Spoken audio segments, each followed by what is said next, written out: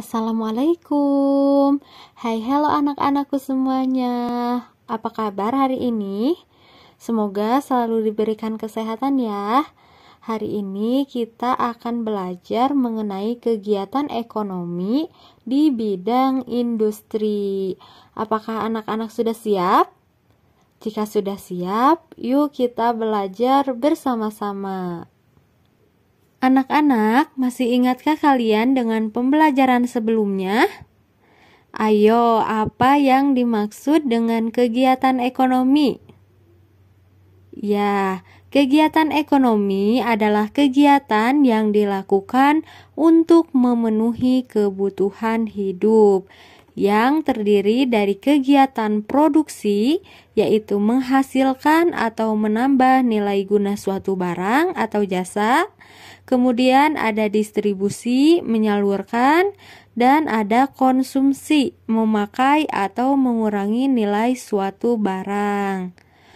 Pelaku produksi adalah produsen, pelaku distribusi adalah distributor, dan pelaku konsumsi adalah konsumen. Jangan sampai lupa ya. Nah, kemudian tadi kalian telah belajar mengenai kawasan dataran rendah yang terdapat banyak industri. Kota apa coba? Ya, hebat. Kota Tangerang di Provinsi Banten. Kota Tangerang adalah kota yang dijuluki sebagai kota 1000 industri. Namun, tahukah kamu apa itu kegiatan industri? Ya, industri adalah suatu usaha atau kegiatan pengolahan bahan mentah menjadi barang setengah jadi atau barang jadi. Tujuannya untuk meningkatkan nilai barang. Cara pengorganisasian suatu industri dipengaruhi oleh berbagai faktor seperti modal, tenaga kerja, produk yang dihasilkan, dan pemasarannya. Berdasarkan cara pengorganisasiannya, industri dapat dibedakan menjadi industri kecil, industri sedang atau menengah, dan industri besar.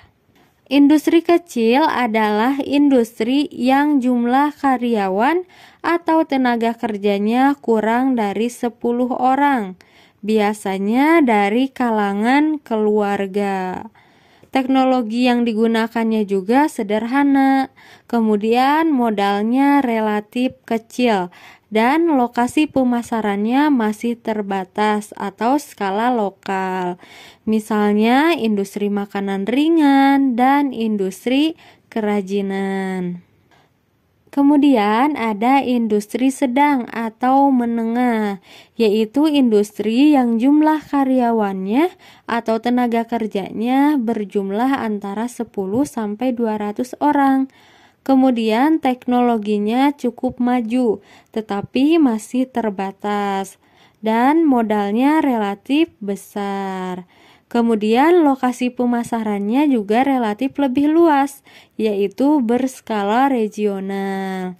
Adapun contohnya yaitu industri border, kemudian industri sepatu, industri mainan anak-anak, dan masih banyak lagi. Kemudian industri besar, yaitu industri yang jumlah karyawan atau tenaga kerjanya sangat banyak dan terampil. Teknologi yang digunakannya juga canggih dan modern. Modalnya sangat besar dan pemasarannya berskala nasional atau internasional. Contohnya industri barang-barang elektronik, industri otomotif, industri transportasi, dan industri persenjataan. Misalnya ada PT Inka, PT Dirgantara Indonesia, dan PT Krakatau Steel. Nah, anak-anak, kegiatan industri tentu ada dampaknya, yaitu ada dampak positif dan ada dampak negatif. Nah, kita bahas yang dampak positifnya dulu ya. Yaitu yang pertama, memperluas lapangan pekerjaan bagi penduduk. Nah, misalnya ada industri kerupuk. Nah, di situ bisa mengajak tetangga atau saudaranya sehingga orang lain mendapat pekerjaan. Kemudian yang kedua, menambah pendapatan penduduk. Ketika seseorang telah bekerja, orang tersebut akan mendapatkan penghasilan atau pendapatan. Yang ketiga, menghasilkan aneka barang yang diperlukan oleh masyarakat. Nah, contohnya kita tidak bisa membuat sepatu. Dengan adanya industri sepatu, kita mendapatkan apa yang kita butuhkan. Yang keempat, bertambahnya devisa negara karena ekspor barang. Nah, ini kalau misalnya barang hasil industrinya dijual ke luar negeri.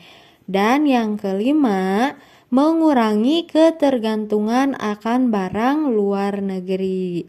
Jadi, kalau kita bisa membuat barang di dalam negeri, kita tidak perlu membeli dari luar negeri. Kemudian ada dampak negatifnya. Dampak negatif yang pertama yaitu terjadinya arus urbanisasi. Pernah dengar apa itu urbanisasi? Nah, begini ya. Coba ibu tanya, kalau pabrik besar yang banyak membutuhkan tenaga kerja, biasanya ada di kota atau ada di desa? Iya, di kota ya biasanya. Misalnya di kota Tangerang ya yang tadi itu. Jadi penduduk desa beramai-ramai pindah ke kota untuk mencari pekerjaan. Jadi urbanisasi itu adalah perpindahan dari desa ke kota. Yang kedua, terjadinya pencemaran lingkungan. Karena biasanya industri atau pabrik itu membuang barang yang tidak diperlukan atau yang disebut dengan limbah. Limbah tersebut jika tidak diatur dengan baik bagaimana pembuangannya, tentu akan mencemari lingkungan. Nah, bisa berbentuk padat, cair, gas, atau asap. Nah, begitu. Kemudian yang ketiga, lahan pertanian semakin berkurang karena banyak pabrik-pabrik yang dibangun di lahan pertanian. Yang keempat, naiknya suhu bumi. Ya, yang tadi itu ya, karena banyak polusi atau asap pabrik yang mencemari udara. Dan yang kelima, sifat konsumtif atau pemakaian barang yang berlebihan. Nah, begitu anak-anak. Semoga kalian semua paham ya mengenai pembelajaran hari ini. Sampai jumpa di video selanjutnya. Wassalamualaikum.